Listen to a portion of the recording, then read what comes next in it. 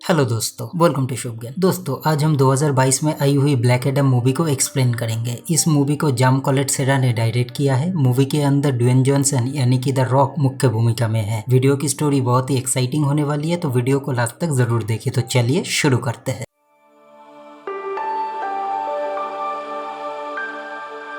दोस्तों, वीडियो को शुरू करने से पहले आपसे एक छोटा सा रिक्वेस्ट है, मेरे चैनल शुभ ज्ञान को लाइक और सब्सक्राइब कर दीजिए, क्योंकि आप मेरे वीडियो को बहुत सारा प्यार तो देते हैं लेकिन मेरे चैनल को सब्सक्राइब नहीं करते हैं। तो प्लीज़ मुझे सपोर्ट कीजिए और मेरे चैनल को सब्सक्राइब कर दीजिए और उसी के साथ नोटिफिकेशन बेल को भी दबा दीजिए। मूवी की शुरुआत आज से 5000 साल पहले कांदाक नाम के एक राज्य से होती है, जहाँ पर एक जालिम राजा राज करता था। लेकिन एक टाइम ऐसा भी था कि ये राज्य बहुत ही खुशहाल था, लेकिन इस राजा ने सबको बंदी बना लिया और सारे लोगों से खुदाई करवाता है, क्योंकि उसे एक खास किस्म का मिनरल चाहिए जिसका नाम है इटर्नियम। इस जादुई पत्थर की मदद से राजा एक मुकुट बनाना चाहता था, जिससे उसको सुपर पावर्स मिलती और वो पूरी दुनिया पे राज कर सकता था। इसी के बीच खुदाई करते हुए एक मजदूर को इटर्नियम पत्थर मिल जाता है। राजा इसे हासिल कर लेता है और मुकुट भी तैयार कर लेता है। इसी के बीच हम एक मजदूर बच्चे को राजा के खिलाफ बगावत करते हुए देख पाते हैं। वो सबको समझाता है कि राजा के सामने किसी को भी झुकने की जरूरत नहीं है। लेकिन ये बात राजा के कानों तक पहुंच जाती है और राजा उस बच्चे को मारने का ऑर्डर देता है। राजा के गुलाम उसे पकड़ के ले जाते हैं और वो उसे मारने ही वाले थे, लेकिन अचानक वो बच्चा गायब हो जाता है। वो बच्चा एक जादुई जगह पर पहुंचता है, जहाँ पर उसे 6 इजिप्शियन गॉड मिलते हैं। वो उससे कहते हैं, तुम्हारी बहादुरी देख के हम बहुत खुश है और हम तुम्हें एक पावर देना चाहते हैं। जब भी तुम सजाम बोलोगे तुम्हारे अंदर बहुत सारी पावर्स आ जाएगी और तुम आसानी से उस इविल राजा को हरा सकते हो। और वो बच्चा करता भी वैसा है। जब वो सजाम बोलता है तो उसके अंदर बहुत सारी पावर्स आ जाती है। इसके बाद हम राजा को अपने महल के अंदर वो शैतानी ताज पहनते हुए देख पाते हैं, लेकिन तभी अचानक वो शक्तिशाली बच्चा वहाँ पर आ जाता है और राजा के साथ साथ सारे लोगों को मारना शुरू कर देता है। वो इतने गुस्से में था कि राजा के साथ साथ वो पूरा राज्य को तबाह कर देता है। इसके बाद 5000 साल बीत जाते हैं और हम प्रेजेंट टाइम को देख पाते हैं, जहाँ पर एक गैंग वही कांदाक शहर के ऊपर पूरा कब्जा कर चुका था। ये गैंग लोगों को मार पीट रहे थे और उनके ऊपर अत्याचार कर रहे थे, क्योंकि इन लोगों को वो जादुई मुकुट चाहिए था जो अभी भी कांदाक शहर के नीचे दबा हुआ था। इसके बाद हम एंड्रियाना नाम के एक आर्कियोलॉजिस्ट लड़की को देखते हैं। वो भी उस मुकुट को ढूंढ रही थी।